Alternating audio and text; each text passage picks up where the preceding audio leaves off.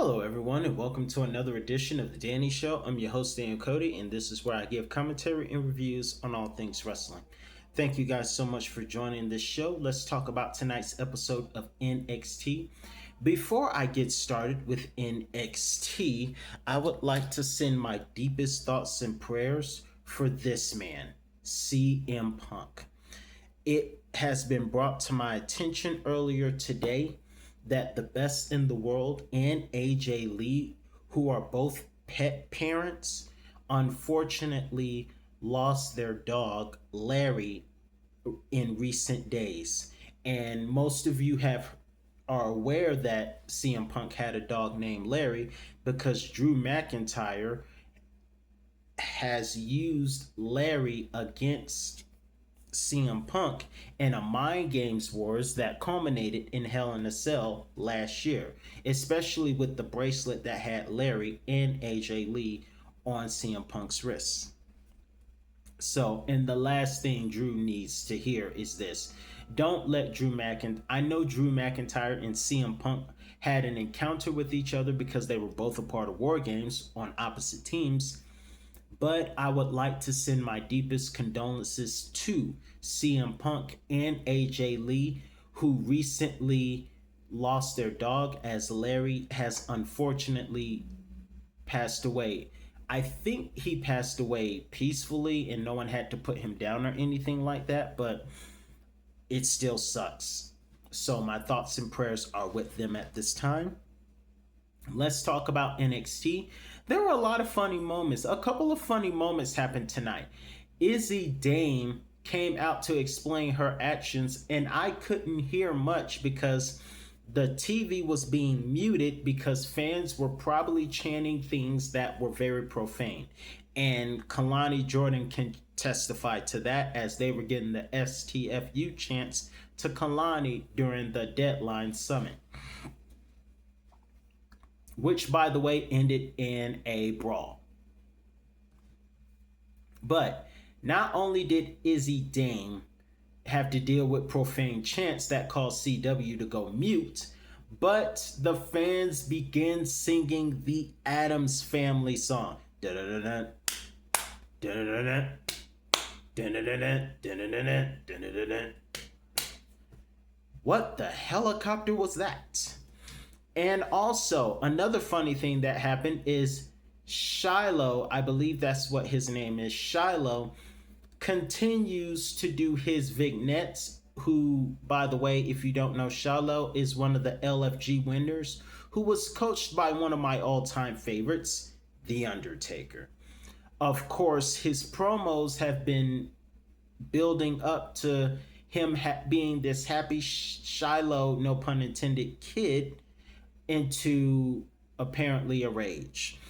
First of all, who eats raccoon? I never got past the fact that he eats a raccoon. Ew. Ugh. Yuck. Of course, The Undertaker I think he was perfect to be coached by The Undertaker because they're both very dark, and Corey and Vic Joseph were left speechless. And where is Booker T, by the way? I don't know if Booker T is going to work with Michael Cole later, but we didn't see Booker T tonight. Oh no, man. Moving forward, we found out at the end of the show that Obafemi and Ricky Saints will be opening NXT Deadline this Sunday, or Saturday rather. I am making the same mistake that Monet made when she was cutting that promo with Toni Storm. But they will open up NXT. That doesn't happen. That has never happened before. But for the first time, the main event championship is opening up the show, which means apparently the men's deadline is going to close the show. Speaking of the men's deadline, both members of Deadline, at least most of them, were in action in tonight's main event match against Dark State. And surprisingly, Dark State lost, and it was Miles Bourne who got the victory for the team. Now, who's going to win at Deadline? I don't know. I have no predictions for the women or the men. All I know is I am rooting for Tatum Paxley to destroy Izzy Dane for being such a traitor. By the way, I never got over the fans. I never expected Chase U, or what's left of Chase U, to be so competitive against OTM. Nonetheless, OTM obviously still wins. By the way, Josh Briggs, sometimes I can't tell if he's Big Evil parody from 2002's Undertaker or if he's just like JBL, because tonight he delivered the clothesline for the win, much like JBL would.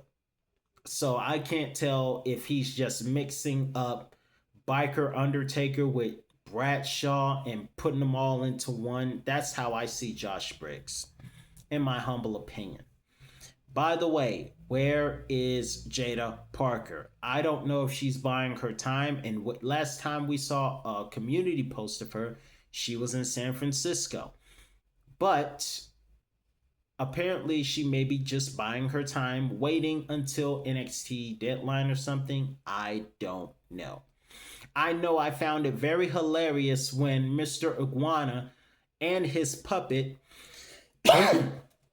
were both hiding in Ethan Page's car as Ethan Page got out the car as Mr. Iguana stole the car. And by the way, Ava Rain was no help because Ava's, as Ethan was like, call the cops. And Ava's like, what am I going to do? Tell them a lizard stole your car? And he's like, yes, tell them that. That was hilarious. Between the crowd singing the Addams Family to that moment with Iguana, and of course, Shiloh admitting that he eats raccoons. I like raccoons alive and free. They're pretty creatures, somewhat. But in any event, I don't know what Shiloh was just awkwardly funny, but mostly awkward, but everything else was funny. But in the meantime, let me know your thoughts in the comments below, what you thought of tonight's NXT. I'm your host, Daniel Cody, and that's all the time I have for you today, and I'll be back with another review on all things wrestling. And again, my thoughts and prayers are with CM Punk and AJ Lee. Until next time, enjoy your loved ones while you can. See you next time.